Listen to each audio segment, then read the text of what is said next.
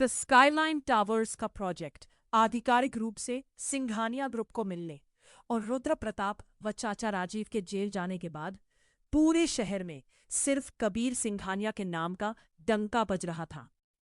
Business magazines के cover page पर कबीर की तस्वीरें छप रही थी। शाम को सिंघानिया मेंशन में एक भव्य जश्न रखा गया था। पूरा महल रोशनी से नहाया हुआ था। कबीर की माँ सावित्री व्हीलचेयर पर बैठकर मेहमानों का स्वागत कर रही थी। उनकी आंखों में अपने बेटे के लिए गर्व के आंसू थे। कबीर ब्लैक टक्सीडो पहने हॉल में आया तो सबकी नजरें उसी पर टिक गई, लेकिन कबीर की नजरें किसी और को ढूंढ रही थी। तभी हॉल के मुख्य दरवाजे से आन्या ने एंट्री की। उसने पेस्टल ग्रीन कलर का एक बेहद खूबसूरत गाउन पहना हुआ था। बाल खुले थे और चेहरे पर एक हल्की सी मुस्कान थी। वह किसी परी जैसी लग रही थी। कबीर आगे बढ़ा और उसने आन्या का स्वागत किया।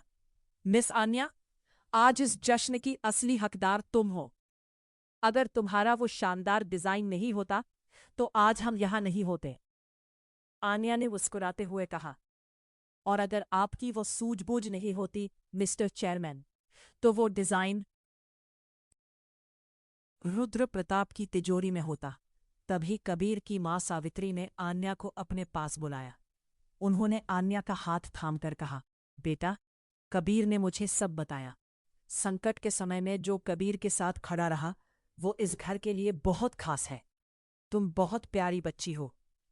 आन्या ने झुककर सावित्री के पैर छुए, जिससे सावित्री के दिल में उसके लिए सम्मान और बढ़ गया। जश्न अपने शबाब पर था। कबीर और आन्या मैंशन के शांत बगीचे की तरफ टहलने निकले। ठंडी हवा चल रही थी और आसमान में सितारे चमक रहे थे। कबीर, आन्या ने रुकते हुए धीरे से कहा, एक बात पूछूं? जब तुम डिलीवरी बॉय का काम करते थे और लोग तुम्हें ताने देते थे, तब तुमने कभी सोचा था कि एक दिन तुम इस मुकाम पर होगे? कबीर ने आसमान की तरफ देखा और एक ठंडी सांस ली। सच कहूं तो आन्या, मैंने कभी इतनी दौलत का नहीं सोचा था। मैं बस अपनी माँ को एक अच्छा इलाज और सम्मान की जिंदगी देना चाहता था। गरीबी ने मुझे एक बात सिखाई है, पैसा इंसान की हैसियत बदल सकता है, उसकी फितरत नहीं। मुझे खुशी है कि इस सफर में मुझे तुम्हारे जैसा एक सच्चा इंसान मिला। आन्या ने कबीर की आंखों में देखा। आंखों में करोड़ों की दौलत का घमंड नहीं, बल्कि एक अजीब सी मासूमियत और सच्चाई थी। आन्या के दिल की धड़कनें तेज हो गईं। वो समझ चुकी थी कि वो कबीर को सिर्फ एक बिजनेसमैन के तौर पर नहीं, बल्कि एक इंसान के रूप में पसंद करने लगी है। लेकिन जहां एक तरफ जश्न का माहौल था, वहीं दूसरी तरफ शहर की सेंट्रल जेल के एक अंधेरे सेल में रुद्र प्रताप सलाखों के पीछे बैठा दीवार पर मुक्का मार रहा था। उसका हाथ खून से लथपथ था, लेकिन गुस्से के आगे उसे दर्द का एहसास नहीं हो रहा था। तभी जेल का एक संतरी गार्ड, जिसे रुद्र प्रताप ने मोटी रकम देकर अपने पाले में कर रखा था, दबे पांव उसके सेल के पास आया। उसने सलाखों के बीच से रुद्र प्रताप को एक सीक्रेट सैटेलाइट फोन थमाया। बड़ा और खूंखार अंडरवर्ल्ड डॉन ठाकुर भानु प्रताप था।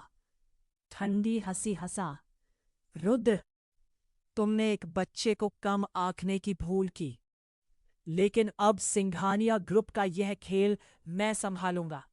जेल के अंदर से तुम बस तमाशा देखो। कबीर सिंघानिया ने अभी सिर्फ कॉरपोरेट की दुनिया देखी है।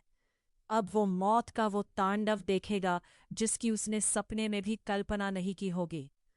मैं उसके उस स्काईलाइन टावर्स के कंस्ट्रक्शन साइट को ही श्मशान बना दूंगा।